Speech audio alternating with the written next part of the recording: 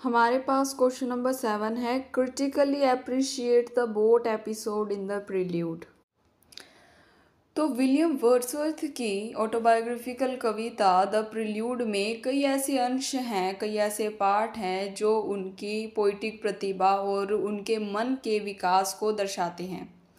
इनमें से एक महत्वपूर्ण अंश है बोट एपिसोड, यानी नाव वाला जो प्रसंग आता है, जो पहले भाग बुक 1 में आता है।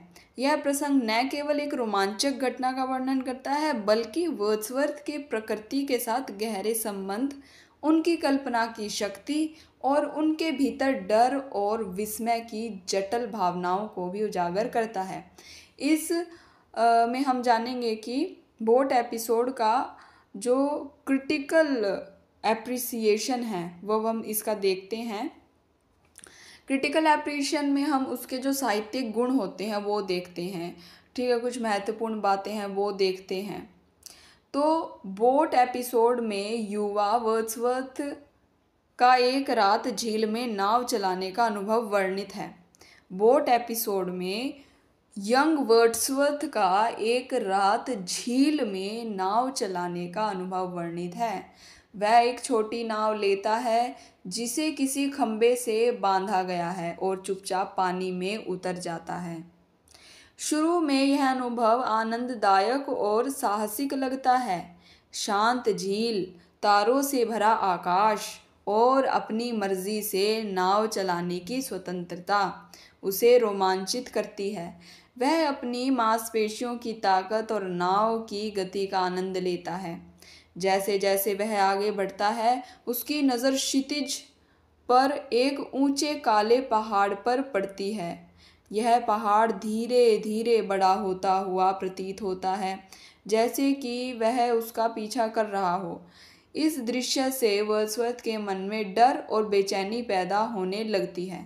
प्रकृति का यह विशाल और शक्तिशाली रूप उसे छोटा और असहाय महसूस कराता है। डर के मारे वह अपनी नाव को वापस किनारे की ओर मोड़ लेता है और तेजी से चुपचाप चलता है।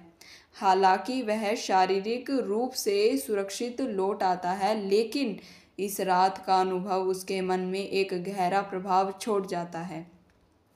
वह प्रकृति की असीम शक्ति और रहस्यमयता का अनुभव करता है, जो उसे विस्मय और भय दोनों से भर देती है।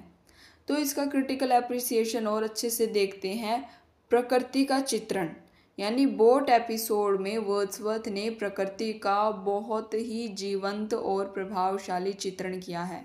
शुरुआती दृश्य में शांत झील, चमकते तारे और आज़ादी का एहसास एक शांतिपूर्ण और सुखद माहौल बनाते हैं, लेकिन जैसे ही पहाड़ प्रकट होता है, प्रकृति का रूप बदल जाता है। वह विशाल, रहस्यमय और कुछ हद तक भयावह लगने लगता है।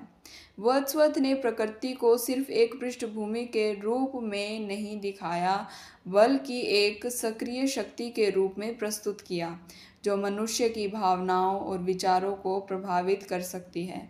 पहाड़ का धीरे धीरे बड़ा होना और पीछा करने जैसे लगना प्रकृति की एक ऐसी शक्ति को दर्शाता है जो मानव नियंत्रण से परे है। यह रोमांटिक साहित्य की एक महत्वपूर्ण विशेषता है, जहाँ प्रकृति को अक्सर एक जीवंत और शक्तिशाली इकाई के रूप में चित्रित किया जाता है। फिर हम देखते हैं कल्पना और मन की भूमिका। यह प्रसंग जो बोट वाला है, वर्ड्सवर्थ की कल्पना की शक्ति और उसके मन की सक्रिय भूमिका को भी दर्शाता है। पहाड़ का पीछा करने जैसा अनुभव वास्तव में बाहरी वास्तविकता नहीं है, बल्कि वर्ड्सवर्थ के मन की उपज है। डर और बेचैनी की भावना उसकी कल्पना को उत्तेजित करती है और एक निर्जीव वस्तु को भी सजीव और भयावह बना देती है। यह घटना दिखाती है कि कैसे मनुष्य का मन बाहरी दुनिया को अपने भीतर की भावनाओं और विचारों के माध्यम से अनुभव करता है। वर्ड्सवर्थ के लिए प्रकृति केवल देखने और महसूस करने की चीज़ नहीं है, बल्कि एक ऐसी शक्ति है जो उसके मन के साथ संवाद करती है और उसकी कल्पना को प्रेरित करती है। डर और विस्मय की भावनाएं। बोट एपिसोड में डर और विस्मय की जटिल भावनाओं का प्रभावशाली चित्रण है। शुरू में अनुभव में रोमांच और आज़ादी का विस्मय है, लेकिन जैसे ही पहाड़ प्रकट होता है यह विस्मय डर में बदल जाता है। यह डर किसी ज्ञात खतरे का नहीं है, बल्कि प्रकृति की असीम शक्ति और रहस्यमयता का डर है। वर्ड्सवर्थ यह दिखाते हैं कि प्रकृति न केवल सुखद और शांत हो सकती है, बल्कि वह भयानक और विस्मयकारी भी हो सकती है। यह अनुभव उनके मन में प्रकृति के प्रति एक गहरा सम्मान और सतर्कता पैदा करता है। यह रोमांटिक कविता के लिए एक महत्वपूर्ण विषय था, जो प्रकृति की ड्युअलिटी में रुचि रखते थे, उनकी सुंदरता और उनकी शक्ति, उनकी शांति और उनकी प्रचंडता। वर्ड्सवर्थ ने इस प्रसंग में बहुत ही सरल लेकिन शक्तिशाली भाषा का प्रयोग किया है। She was an elf in penance. वह एक छोटी परियों की नाव थी। जैसी उपमाएं नाव की सुंदरता और कोमलता को व्यक्त करती है। पहाड़ का वर्णन, a huge peak black and huge, एक विशाल चोटी काली और विशाल, उसकी भयावहता और अपरिमेयता को दर्शाता है।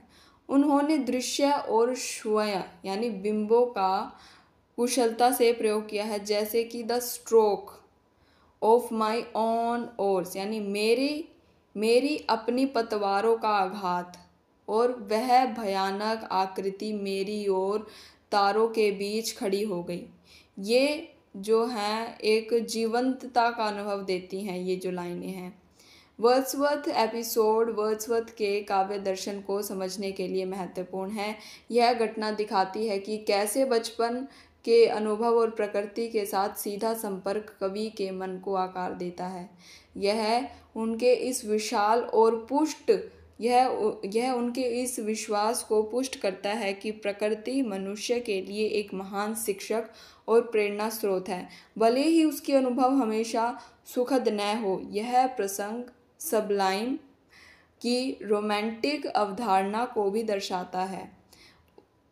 उद्दत वह अनुभव है जिसमें भय और विस्मय एक साथ महसूस होते हैं।